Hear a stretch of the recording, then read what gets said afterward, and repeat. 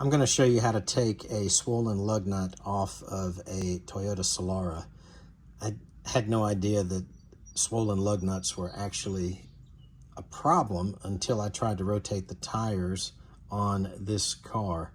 And this would work actually for a misshapen lug nut if somebody's used the incorrect socket and maybe rounded the edges off as well.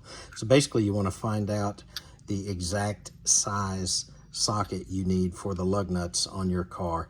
In this instance, it's a 21 millimeter socket. So what I do is I use an impact socket because they're a little bit stronger. Depending on how much clearance you have, you may need to use a thin wall socket. But basically on this one, you can see the socket only goes part way on. If I were to try to take it loose at this point, it would probably strip the socket. So what I do is put the socket on, make sure it's started. I take a dead blow hammer and I start knocking it into place. As you can see, it's going on. If you listen, you'll hear it change tone when it hits the bottom. Here it's a little bit different sound, so we've hit the bottom.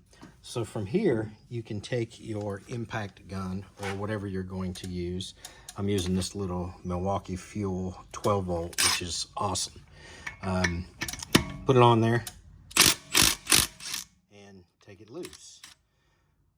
So you can take it all the way out and try to put some kind of a punch or something in the end of the socket where your extension goes and try to drive it through, but that's probably going to be next to impossible to do. As you can see, this thing's stuck in there. So typically what I'll do is leave it partway near the end, and I'll take my dead blow hammer again and I'll knock it loose.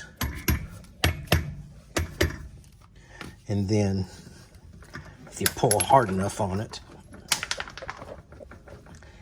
you can get it off.